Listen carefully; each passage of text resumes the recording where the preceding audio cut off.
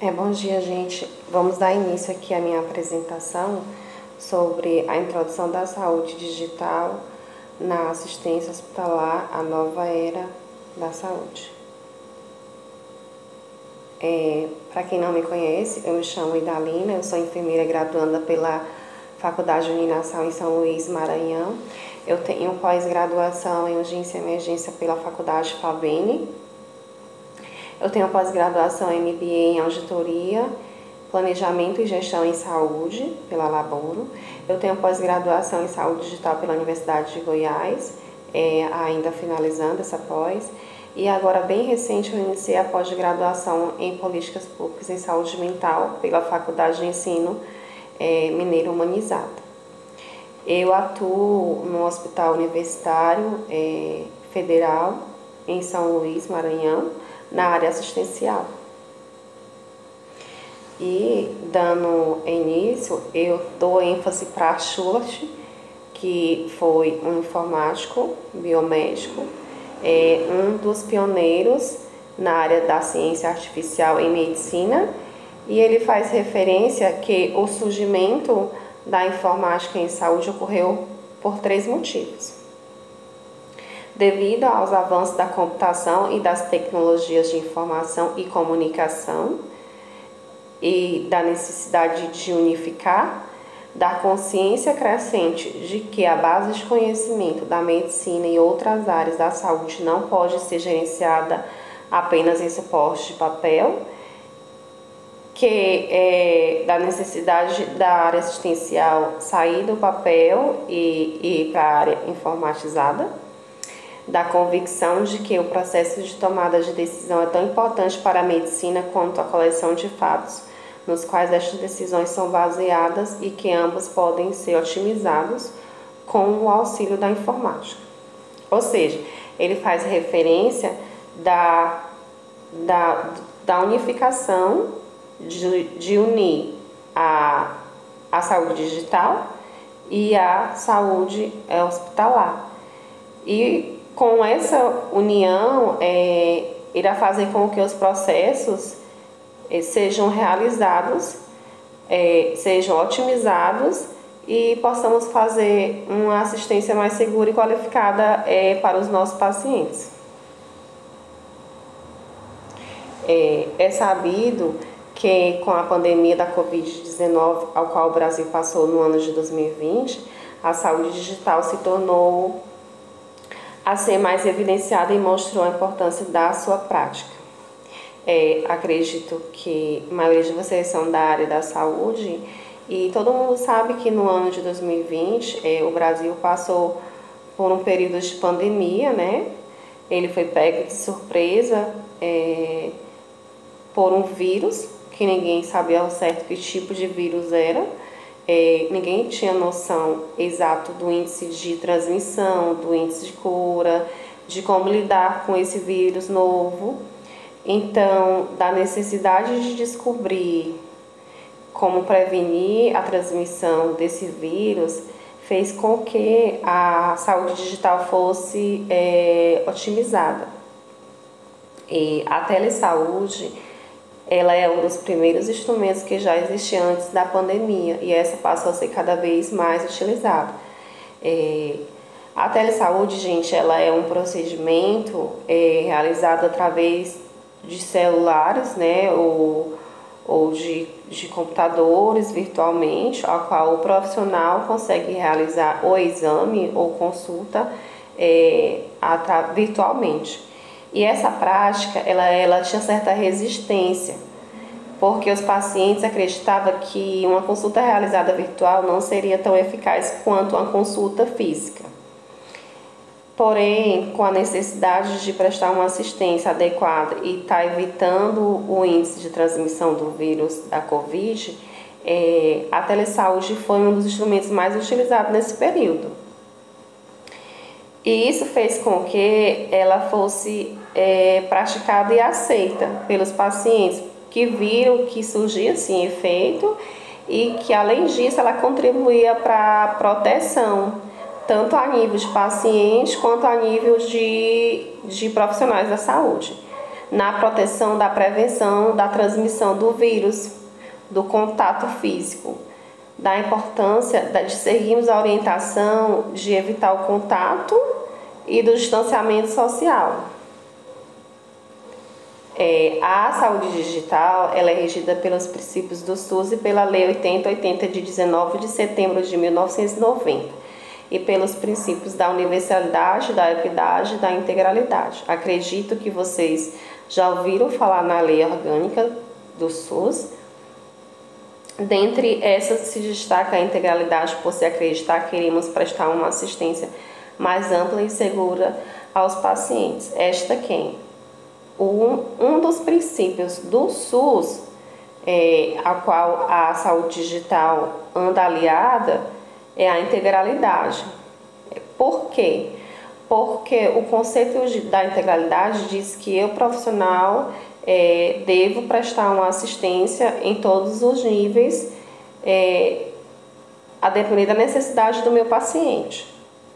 Então, a saúde digital, ela trabalha com a integralidade, por quê? Porque informatizando esse sistema, eu consigo melhorar essa prestação de assistência e prestar uma assistência em todos os níveis, desde a preventiva, desde a curativa, desde a assistência de habilitação, eu vou conseguir prestar essa assistência informatizando ela. Devido à mudança e isolamento social, a saúde digital passou a ser mais praticada pelos profissionais da saúde. Ou seja, devido à necessidade de prestar uma assistência diferenciada ao novo momento ao qual estávamos passando, a saúde digital fez com que os profissionais se capacitassem para poder prestar essa assistência adequada. E como introduzir a saúde digital na assistência hospitalar? De que forma? Devido à necessidade de se adequar à nova era digital, a qual fomos pegos, os profissionais precisaram se atualizar, como eu já falei. Foi necessário existir mudanças, ou seja, os profissionais tiveram que aprender com o meio que estávamos passando, tivemos que fazer cursos e nos preparar para poder prestar uma assistência segura, de qualidade para os pacientes. E de que forma fizemos isso? Foi utilizando os instrumentos tecnológicos e a inteligência artificial, que pode contribuir com a prestação de uma assistência cada vez mais segura e otimizando o tempo, segurança ao paciente assistido. Ou seja, informatizando e utilizando os meios da saúde digital foi o meio ao qual nós profissionais conseguíssemos prestar essa assistência, sem ter o contato físico com o paciente. Por quê? Porque tinha a necessidade de seguir a orientação do distanciamento social para estar prevenindo a transmissão e dar uma assistência segura, tanto para mim, profissional, quanto para o paciente. E devido a essa mudança, os ambientes hospitalares também tiveram que se informatizar. Ou seja, para o profissional conseguir prestar essa assistência adequada para o paciente, foi preciso também existir um ambiente informatizado, para poder ter como o profissional ter esses meios para prestar essa assistência. Então, os hospitais tiveram que se informatizar. E foi criado o prontuário eletrônico pelo Ministério da Saúde.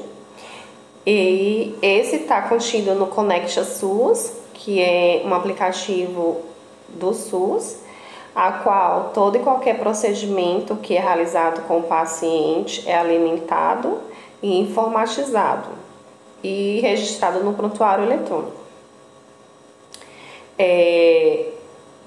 Eu deixo aqui, claro, a importância de que todo o procedimento que é realizado com o paciente, desde a admissão, desde a triagem, desde a prescrição eletrônica dele, da parte da observação a qual ele fica, que vai ser realizado medicações, vai ser checado no prontuário eletrônico, da alta hospitalar do paciente, de realizar exames, consultas, cirurgias, tudo vai ser informatizado e alimentado no prontuário, e isso fica guardado e isso fica protegido pela lei LGPD, que é a Lei Geral de Proteção de Dados, que é uma lei que assegura o paciente que todos os dados dele, tudo que é realizado com ele, não vai vazar, fica restrito,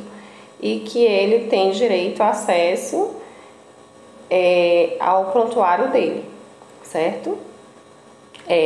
Dos contatos com vários sistemas, interligar as informações através das redes nacionais de dados em saúde, da importância de estarmos informatizando os sistemas do SUS e unificar as informações tanto a nível privado quanto a nível público. E com isso, otimizar a assistência prestada aos pacientes. Com todo esse meio, com todo esse novo ao qual o Brasil passou em períodos de pandemia, a pandemia contribuiu para o avanço da saúde digital e da velocidade a qual ela foi implantada. Ou seja, hoje nós temos já vários meios de tecnologia que nos ajudam no ambiente hospitalar a prestar essa assistência ao paciente. Ou seja, aqui com certeza deve ter alguém que trabalha na área da urgência e emergência. E todo mundo sabe que a urgência e emergência é um dos setores mais lotados do ambiente hospitalar. Dificilmente você vai ver um ambiente de urgência e emergência calmo, tranquilo. Geralmente eles são bem sobrecarregados. Outro ponto importante é que nós profissionais trabalhamos em hospitais, em mais de um hospital, temos mais de um trabalho. Então, para poder otimizar nosso tempo e conseguirmos dar conta de todo esse meio, a gente utiliza de meios de instrumentos digitais, como os instrumentos a quais vocês estão vendo no slide.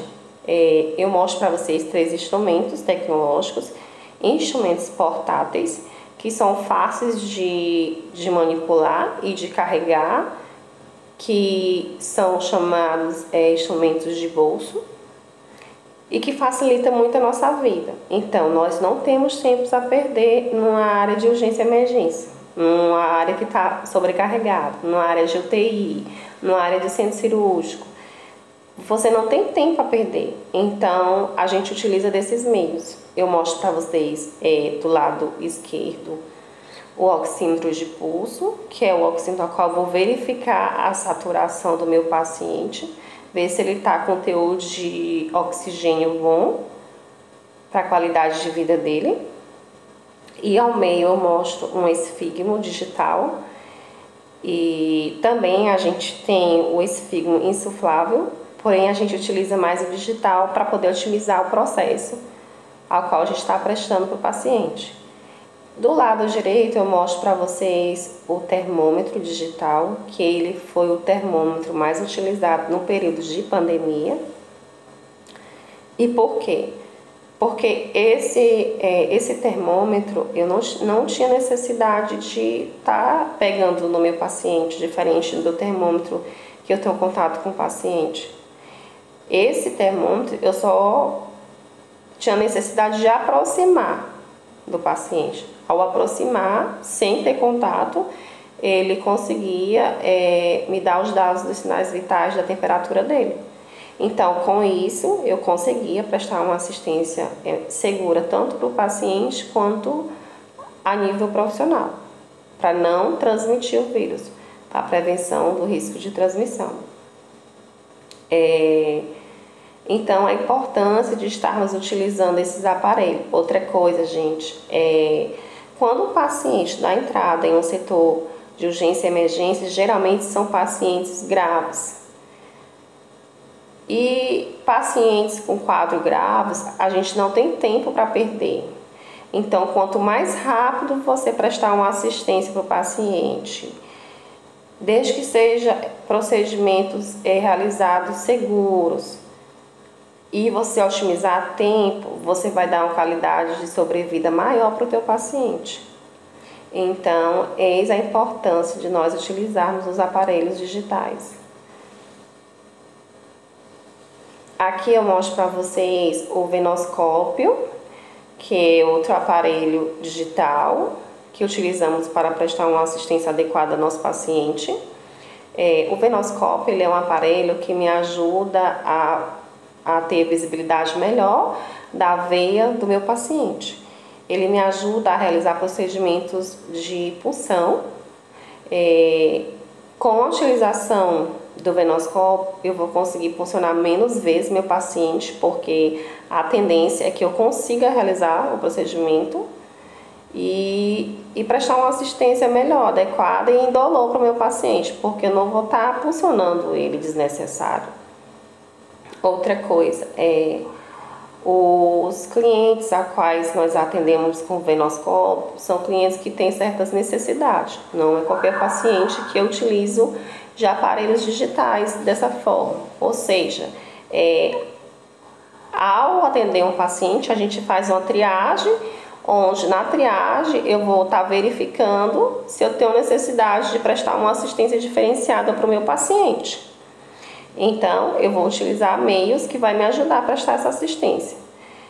Na utilização do venoscópio, eu utilizo geralmente para pacientes que são pacientes desidratados, pacientes de difícil acesso, por exemplo, criança não é fácil de visualizar, RNs, crianças internadas com dias prolongados em hospitais, pessoas emagrecidas, a depender do quadro clínico dele.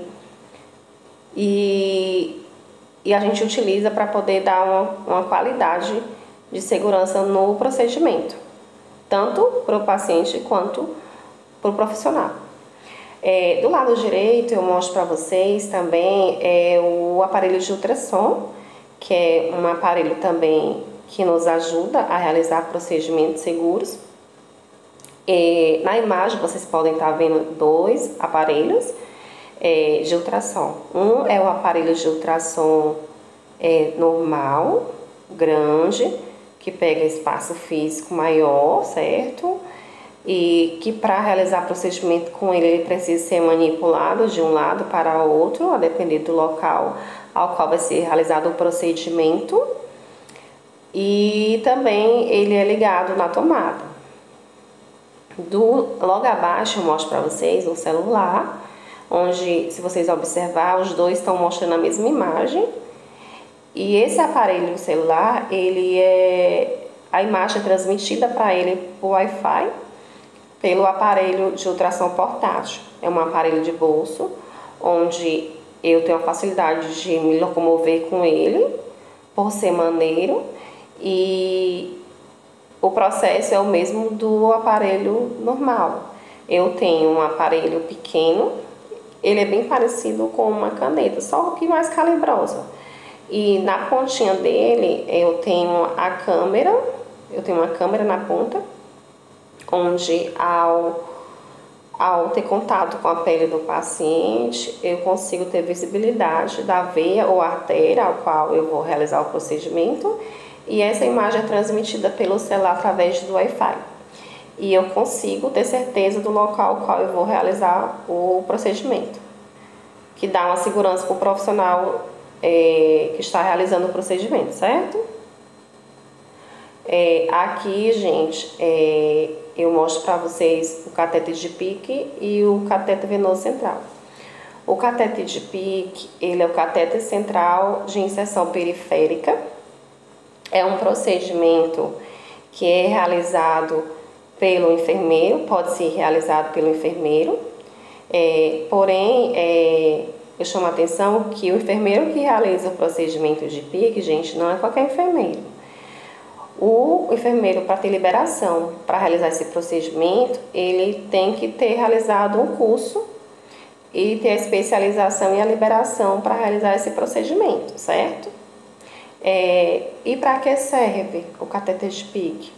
Ele serve para pacientes oncológicos que vão fazer tratamentos de medicações quimioterápicas ou pacientes que estão com muitos dias em internação, que vão fazer uso de medicações, de vários tipos de medicações ou de antibióticos.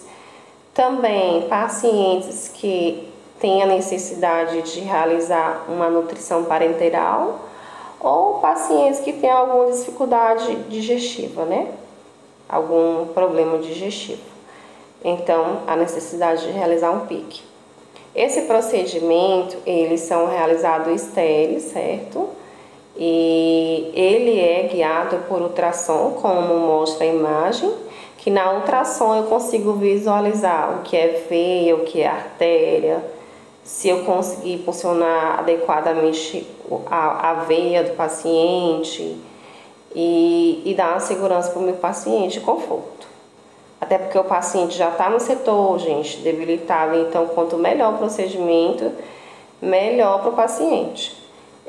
O cateter venoso central, ele é um procedimento realizado em centros cirúrgicos. São procedimentos realizados estéreis, certo? E o cateter venoso central, eles têm várias marcas com vários lumes. Ele pode ser monolume com uma via de entrada ou duplo lume com 2, 3 vias, a depender da marca, certo?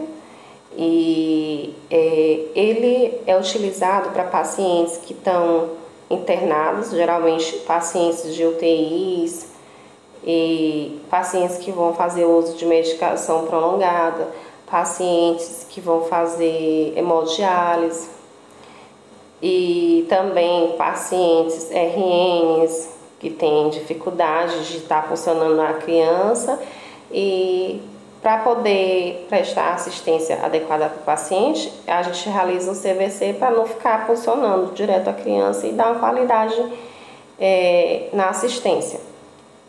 Ambos as duas são guiadas por ultrassom, e quando eu realizo esses procedimentos com a ultrassom, eu presto uma assistência mais adequada, o paciente mais seguro, certo? Do que realizar sem o aparelho. Outra coisa, gente, não é todo hospital que dispõe de um aparelho de ultrassom disponível para realizar esses procedimentos.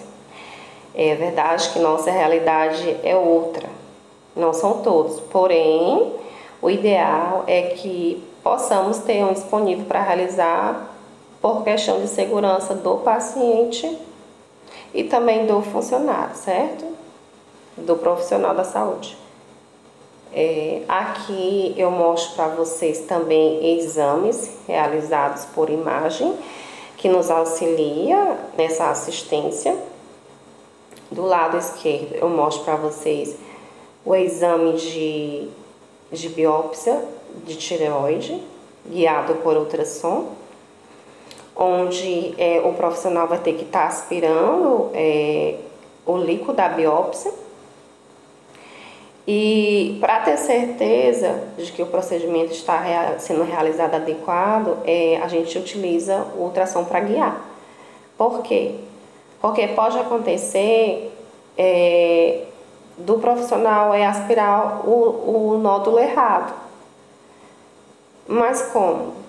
Porque pode acontecer também do paciente ter mais de um nódulo do mesmo lado. Então, eis a necessidade da utilização, da informatização, da implantação desse ultrassom. Por quê? Porque eu vou estar aspirando o nódulo que me foi solicitado e dar uma segurança no procedimento para o meu paciente. Do lado direito eu mostro para vocês a mamografia, que é um exame que já vem acontecendo há anos e que vocês conhecem.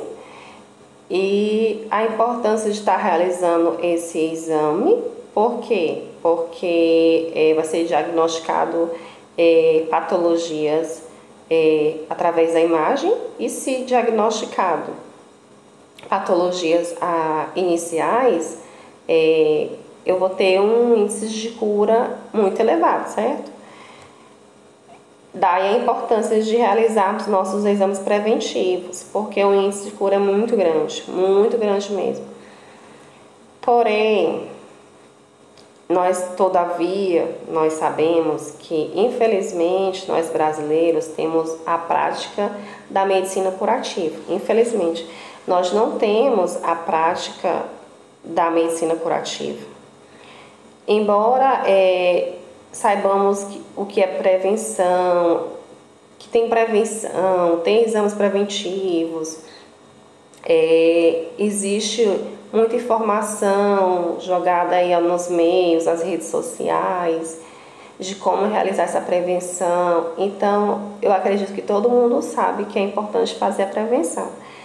Mas ainda assim, é mais difícil uma pessoa ir realizar exames preventivos, sair sem estar sentindo sintoma para realizar um check-up. Geralmente só vão atrás de médico quando realmente estão sentindo algo, o que é errado.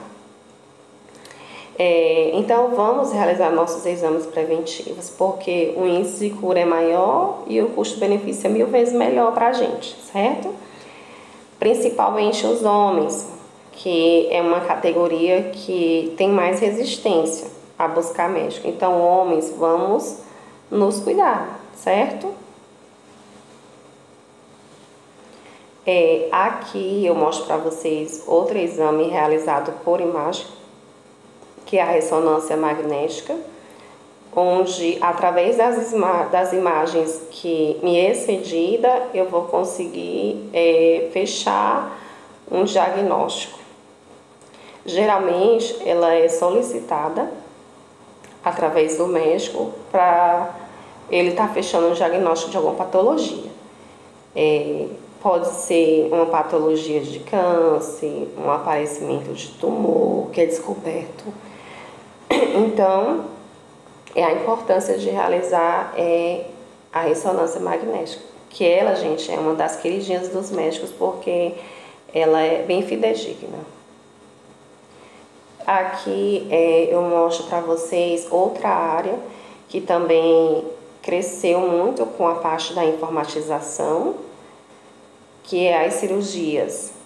Aí nós temos as cirurgias robóticas, que é uma prática mais atualizada no momento, que ela é considerada a melhor cirurgia, mais adequada para o paciente, mais segura. E temos a cirurgia por videolaparoscopias. Na verdade, gente, a cirurgia robótica ela não foi criada do nada, assim. Ela é, na verdade, resultado de uma melhoria de outra cirurgia, que é a cirurgia por videolaparoscopia, que também é uma cirurgia segura para o paciente. Ela já existia, a cirurgia, e aí eles melhoraram os meios de informatização e tecnológicos e criaram a cirurgia robótica. Esse meio da saúde digital, dentre os 2 centros cirúrgicos, são meios que estão crescendo muito. Por quê? Porque a gente está falando muito da saúde digital. É um novo momento. Então, a saúde digital está contribuindo muito para melhorias de conhecimentos, de transmissão de conhecimentos. Hoje já existem hospitais que realizam procedimentos cirúrgicos sendo filmado. Para poder com isso, existem as trocas de conhecimento a níveis de estados. Também existe a questão enquanto aluno não poder manter a assistência dele, de estar presente em uma cirurgia de grande porte, ele poder estar assistindo através das câmeras. É muito importante por questão financeira também, não é todo mundo que tem condição de manter essa prática no profissional, né? E também já existem cirurgias robóticas que são realizadas de um país para outro através de aparelhos informatizados, mas isso assim, é algo muito raro e acredito que teve só uma vez que aconteceu, de acordo com os artigos que eu andei lendo, já aconteceu essa cirurgia uma vez, mas assim, é algo que a tendência é essa, o momento é acontecer realmente esses tipos de procedimento, porque é uma área que está crescendo muito, a saúde digital. Aqui eu mostro para vocês a introdução da saúde digital dentro das salas cirúrgicas. Eu mostro do lado esquerdo a cirurgia por videolaparoscopia, que ela também é considerada uma cirurgia segura, se comparada com a cirurgia aberta. Porque a cirurgia aberta, gente, ela é uma cirurgia que vai ter uma incisão bem maior. Então, se eu tenho uma porta de entrada maior, eu tenho um risco de infecção maior e eu tenho um pós-operatório mais demorado, certo? E mais doloroso. A videolaparoscopia, ela é uma cirurgia segura, devido às incisões serem menor, e com isso o índice de infecção diminui muito. Como vocês estão vendo, tem os profissionais logo ao lado do paciente, segurando as pinças. E uma das pinças que o profissional está segurando é a câmera de vídeo. E através dessa câmera que está na cavidade do paciente, ela é visualizada e transmitida para o vídeo, a qual mostra para o paciente a cavidade e o local onde ele está manipulando. E dá uma certa segurança para ele fazer os procedimentos, porque ele está vendo o que ele está fazendo, certo? Uma segurança importante é que a câmera é 3D, então ele consegue ter uma visibilidade bem melhor, então ele se sente seguro para realizar o procedimento. E do lado direito eu mostro para vocês a cirurgia robótica, que ela é realizada pelo robô, que vocês podem estar vendo, que ele tem vários braços e os braços dele equivalem cada um a uma pinça cirúrgica, que é implantado na cavidade do paciente. A cirurgia robótica, as incisões dela é menor que a cirurgia por videolaparoscopia. E logo à frente do robô tem um profissional que está próximo dele e acima da cabeça do profissional vocês conseguem visualizar um vídeo. Esse vídeo ele está transmitindo a cavidade do paciente, onde os profissionais que estão do lado externo conseguem ter a visibilidade dos órgãos, do que eles estão manipulando, certo? Logo no canto direito da foto, vocês veem um profissional dentro da cabine. Esse profissional, ele é o cirurgião, certo? É ele quem comanda, é ele que dá as ordens do robô fazer procedimentos. Ou seja, todo procedimento e conduta que o robô vinha fazer, ele não está fazendo sozinho. Ele está, na verdade, recebendo comando do cirurgião. Outra coisa, gente, durante o procedimento cirúrgico robótico, o paciente fica direto sendo assistido pelos profissionais. O paciente não fica sozinho na cirurgia a dispor de um robô, não. Ele tem também os profissionais que estão presentes para prestar uma assistência para ele durante a cirurgia. Outro ponto importante é que para trabalhar em uma sala cirúrgica robótica, não é qualquer profissional que trabalha. Na verdade, para fazer parte desse time, os profissionais eles são especializados, eles realizam cursos para poder realizar essa prática. Aí eles estão liberados para realizar, mas eles fazem cursos, fazem treinamentos, e não é só um treinamento, são vários, diários, para poder estar aperfeiçoando essa prática. Ambas as duas são cirurgias seguras, Porém, devido ser a mais atual também, a cirurgia robótica ela é mais segura do que a por vídeo laparoscopia, por dizer que o pós-operatório do paciente é dor zero. Praticamente o paciente não sente dor nenhum na cirurgia robótica. Então, o pós-operatório dele é melhorado e o índice de alta é bem melhorado também com isso, certo? Gente, no Brasil, o pioneiro na área de cirurgia robótica foi o Hospital Irradista Albert Einstein. Foi o primeiro hospital a implantar a cirurgia robótica no Brasil. Aqui eu chamo a atenção para vocês das vantagens a realizar a assistência prestada com a informatização e com a saúde digital. A vantagem é um melhor acesso durante as cirurgias. Por quê? Porque o profissional consegue ter uma visibilidade melhor, então ele vai conseguir ter acesso aos órgãos, à cavidade ao qual ele quer manipular, certo? Melhor visibilidade devido à implantação de câmeras com alta tecnologias, como as 3D, onde o paciente consegue ver o órgão como se ele estivesse realmente pegando no órgão e dá uma sensação de segurança do que ele vai fazer. Menor tempo de internação. Por quê menor tempo de internação? Devido às incisões que são menores, então a invasão do paciente é menos, o índice de infecção é diminuído com isso, a qualidade do pós-operatório é melhorado e os dias de internação também são diminuídos. Menos tempo de internação, porque o pós-operatório é excelente, menos risco cirúrgico e melhor pós-operatório, certo? Outra coisa, gente, não é só o paciente que ganha com o processo da saúde digital, com a informatização, não. Na verdade, com toda essa mudança ao qual fomos passando durante esses anos, os profissionais também da saúde passaram também a ganhar com esse processo. Por quê?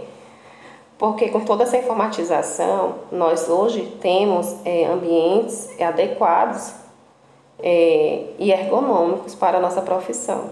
Por quê? Porque hoje a gente quase não levanta peso diferente de anos anteriores.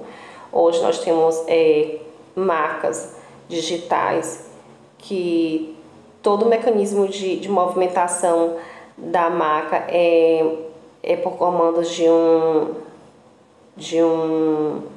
é digital, de um aparelho. Então melhora nosso trabalho, então melhora a assistência e com isso a gente consegue otimizar nosso tempo e ter uma qualidade de vida melhor também. Aqui são minhas referências, tá? E aqui eu deixo uma frase que eu gosto de falar, que para você chegar onde deseja, tudo dependerá exclusivamente de você, de suas escolhas, de suas ações. Então você tem que saber escolher o que você quer para poder você chegar onde você deseja, certo? E tudo depende exclusivamente de você. Abaixo eu deixo o meu Instagram, quem quiser pode seguir lá, que eu aceito. E qualquer dúvida, gente, pode deixar mensagem no meu Instagram, que assim que eu visualizar eu respondo, certo? Peço desculpa pela minha voz, eu andei gripando e minha voz ficou um pouquinho ruim. Por isso que eu fico pausando, porque eu tô um pouquinho gripada ainda. E eu quero agradecer a editora Health pelo convite de palestrar no 2º Simpósio Acadêmico Multidisciplinar em Saúde. Também quero aqui agradecer aos presidentes, o presidente Maicon Rodrigues e ao presidente científico Tássio Alves. Muito obrigada pelo convite. É um prazer poder contribuir com o meu conhecimento para vocês. A vontade é de falar mais, é de mostrar a expertise, a vivência que a gente tem. Mas, assim, o momento não permite falar tudo que a gente tem vontade de mostrar. de, de abrir os olhos e mostrar para vocês a importância de implantar essa assistência e de estar se atualizando. O que eu oriento a vocês, profissionais da saúde, é que vocês se atualizem nessa área. Por quê? Porque a área que vai crescer, que está crescendo, é esta área, a da saúde digital. Então, quanto mais atualizado nós estivermos, melhor nós vamos conseguir prestar essa assistência ao nosso paciente e se manter ativos ao meio qual nós estamos. Meu muito obrigado, tá, gente? E até o próximo momento.